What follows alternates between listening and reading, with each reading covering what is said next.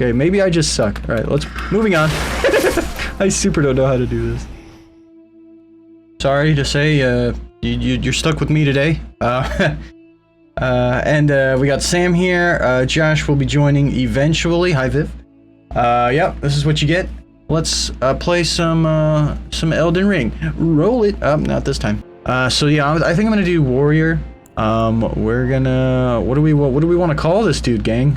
Grendry? Is that what we like? You know, using something like this as an inspiration to maybe help enhance an item in. And I'm just using 5e as an example here, but regular D&D 5e, giving, like, just for an example, giving this kind of golden seed-esque type of item, you know, creating it as a homebrew to one or more of your players could be a good way of enhancing the normal health potions that you would give your players. And really what I want to do is I want to foster a very chill, relaxed atmosphere here, a very chill, relaxed atmosphere and mentality. You know, we're not going to get upset. We're not going to get frustrated. We are going to see every death as an opportunity to learn. Failure is just another opportunity, guys. Oh boy. Okay, so Eric's going to run. Oh no, the door is totally blocked. Hey gang. Oh my. How do you not? Help! Almost in every FromSoft game they like to do this, where they like to trial by fire, get you going pretty quick here. And this is really introducing you to the, hey man, this shit's oh god. Oh god. Okay, so I'm garbage at this, right? But kiss, yeah, give us a kiss. Oh. Ugh. Come on, broski. Let's do this. Oh god. Okay, maybe I just suck. Alright, moving on. I super don't know how to do this. These are little things that you can take from RPGs like this, like World of Warcraft. Giving your players things to collect passively. That will then allow them to do things in the game with game mechanics. What the? I juked you, bitch. Fuck off. Oh no, he didn't die. He's just down there now. Son of a bitch. I'm gonna stab you with my knife. Hiya, bitch. But so think about this cave system, right? Like at the same time, they have these cool environments, right? But they're also teaching you about the mechanics of the game, right? In a way that's also informing you a little bit about the lore. I mean, they had that tabard, the guy with the tabard, or those guys with the tabards there, giving you a little back knowledge on maybe the different sort of factions of play, the different powers of play. For a game like D&D where everything's kind of the mind, things can move a bit quicker, and there aren't hard limitations sometimes like there are in games like this, right? Like I can't get through this rock no matter how hard I try. But a player could potentially have some kind of spell, misty step, whatever, to get through here before you might want them to.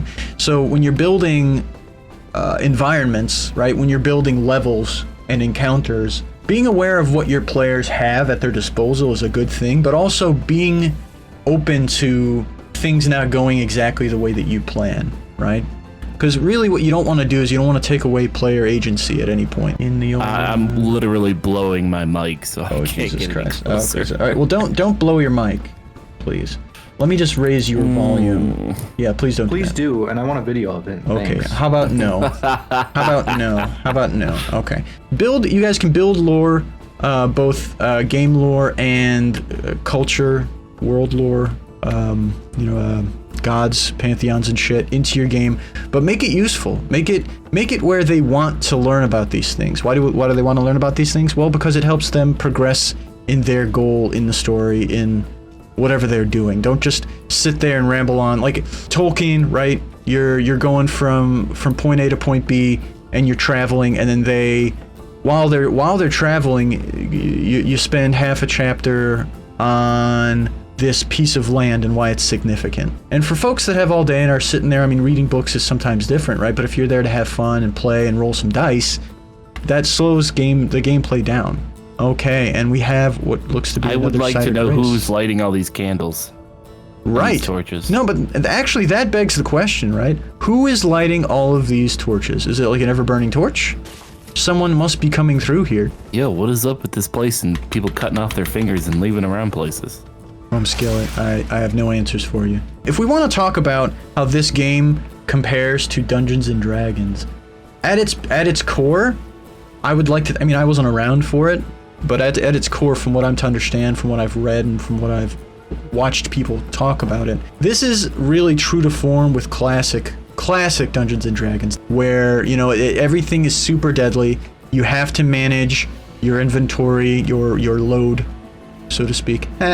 This dude who's wearing a mask is maybe potentially hiding something from you as well. Think about the symbolism there when you're building NPCs, right? Or maybe just the initial interactions with NPCs. Think about how that's going to come off to your players, man. This guy's wearing a mask, or this girl, this whatever, is wearing a mask, or is cut up in bandages. What are they going to think? Are they going to think that this person is in pain, has a disease, wants to hide their face because they're a criminal? These are the things where you don't even have to give them information. Your players will come up with theories on their own. And of course, this assumes how serious the fucking game is. If the our current campaign, of course, notwithstanding, he's telling you how, oh, dude, you came here to seek the Elden Ring or whatever shit. And you don't have an invitation, so he's giving you some lore here, right? He's greeting you, but then he's noticing things about you, right? So greet the players in the party in whatever way you see fit. Notice things about them that then give them exposition. This is a pretty moody atmosphere. Oh my god, we're all gonna die. Oh my god, this is awful. Everything sucks. Oh, look at that. Ah! Don't fuck with me, squirrel thing. Alright, goat. There's nowhere for you to fucking run. Nowhere for you to fucking run. Come on, you piece of shit! Got him. Got him. Fuck you. You know what I should have said? Push up, stuff a cork in your pout hole, and kill that guy. No, thank you. That looks like a giant who's already been relieved of his insides, or its insides, and is now walking around looking for him and wants some of mine. I kind of feel like this guy's a non-hostile. Okay, I immediately am regretting that. That dude has some kind of crazy tentacles on his face. That is a gross ass. Hey, buddy, he's growling at me. Ah! Help! Hey, guys, what are we digging for? I'm just gonna stab you. Abracadabra, gonna reach out and stab you. I think that's how the song goes. It's kind of cool, kind of digging into this world. We haven't got a lot of story, a lot of context. All we know is that we're not cool. We don't party, only they party. We don't have a maiden. We don't have an invitation to the round table. And we're not good enough to kill a giant without any pants on, or a gigantic knight. The joy is in becoming strong, in Cyber's opinion. Being weak at the beginning of the game is critical to achieve this, because you learn how to play. If you're strong, and then you can just kind of vitality your way through encounters, you don't learn the ins and outs of your character, you don't learn the ins and outs of how to play, and this is true for D&D. So perhaps maybe this is part of the faction that believes that you are born of the ground. You're born of the earth, and oh boy, hello, oh my goodness, hello, oh, I am having a bad time, hello. Woo, woo. Okay, what is the significance of this chair? Chair is It's Gendry.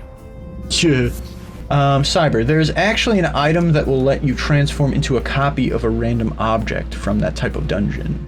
So yes, it is possible for him to turn into a chair. A multiple layered room, and this is kind of difficult to do sometimes in D&D, right? But so if you have dudes on every level, you can't get up there.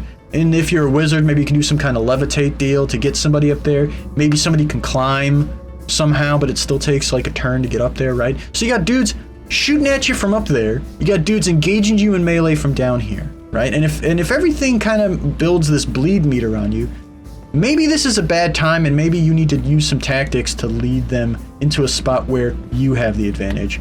Also, introducing things into your dungeon. Ow! What a dick!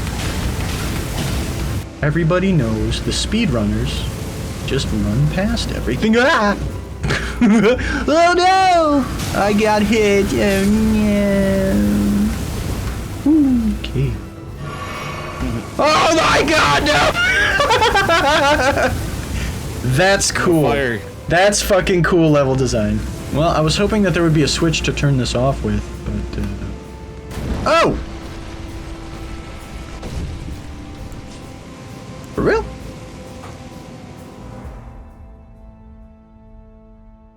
You've done a solid 3-hour stream in which you've killed, what, 10 things? Thanks so much for chilling. Thanks so much for hanging. If you even want to just come into our Discord to complain about me talking too much, go ahead and do that. Someone needs to tell me to stop, and these guys telling me to stop, it ain't working. So if you want to go in there and tell them that, that's cool. But I'm gonna sign off. Thanks so much, y'all, and I'll check you later. Peace out.